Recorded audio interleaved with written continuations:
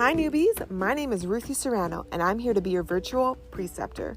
My hope is to guide you through the challenging transition of nursing. Each week, I will have a newbie tip of the week ranging from bedside manner to self-care management. Welcome to the very first Newbie Nurse podcast. I'm super excited to meet you guys. My name is Ruthie. This is my very first time ever doing a podcast. The reason I'm doing it is because I want to start a podcast that gives back to the new nurses, like the nurses of tomorrow. And my goal is to assist on ending this whole nurses eat their young. It's pretty ridiculous. I heard that like a large percentage of new nurses are quitting like after the second year. They work so hard to get through nursing school. And I know for me, one of my first jobs, I get there and I'm like, wow, most of these people are assholes. Aren't they supposed to be nice? So I just want to let you know a little bit about myself. My name is Ruthie. I have a bachelor's degree. Before that, I had an associate's. Your girl went to community college, because it was cheap. I have no loans. I have no student loan debt, thank God. But I came from a poor family. My parents came from Puerto Rico. I am the first to have graduated high school. I'm the first to have graduated college in my family. So I am super proud of that. I went through a lot of shit when I was younger, but I didn't want to end up being a statistic.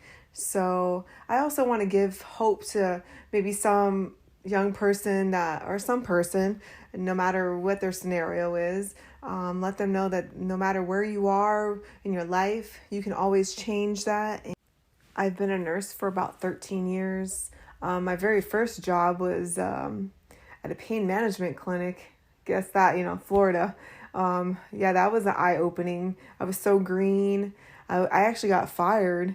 And what makes it even worse is my friend was the owner. And looking back, I was like, man, I know I got fired because I was like, why are we not doing pregnancy tests on these patrons that are coming in here? So I guess I was asking too many questions, but I ended up going to a hospital. I worked on a med-surg floor. I worked there for 4 years. That was super eye-opening. A lot of hard work. I think we had like 6 to 7 patients. But I tell you what, I learned a lot. I learned a lot working on that floor. So after I left the med-surg floor, I went to an emergency room. And I loved it. I fell in love with the ER. I would say the biggest difference between the ER and med-surg is, first of all, you don't have the patients for a very long time. Sometimes on med-surg, we'd have patients there for weeks, days. Also, a majority of the time in the ER, the patient is mobile. So they can get up and use the bathroom themselves. I felt like on the med-surg floor, a lot of patients, we had to use the bedpans and turn them, and that's really risky with hurting yourself. So I worked at that ER for about 4 years, and then I decided to transfer to a standalone emergency room. Now, if you don't know what a freestanding emergency room is, basically it's just an emergency room. There's no hospital. So if a patient has to be admitted, they would be transferred in an ambulance at no additional charge. We have a CT scan, we have ultrasound, we have a couple docs, and we have nurse practitioners and physician assistants. We're pretty busy. I'm grateful that my facility is very adamant of keeping us at 4 patients. We have paramedics that help us. I truly love working in the ER. At my freestanding ER, I see pediatric patients, obviously adults, and the majority of the time, the trauma patients that we get come from the front door. So today's topic, I wanted to speak a little bit about bullying. As I mentioned earlier, there's that saying, nurses eat their young. Okay. No, that's terrible. So let's talk about perhaps why some nurses or even other staff members, even physicians, may be bullies. And I think a lot of times if they know that you're new, you have to teach them how to treat you. So where that starts is that you have to build your own self-esteem. In my case, I've submerged myself with podcasts. My friends are so tired of me sending them podcasts. Also, I make it, I have to work out 3 times a week at least. I've been journaling for the past couple years. I found some journaling books, but I really just like writing like 3 to 4 things that I'm grateful for.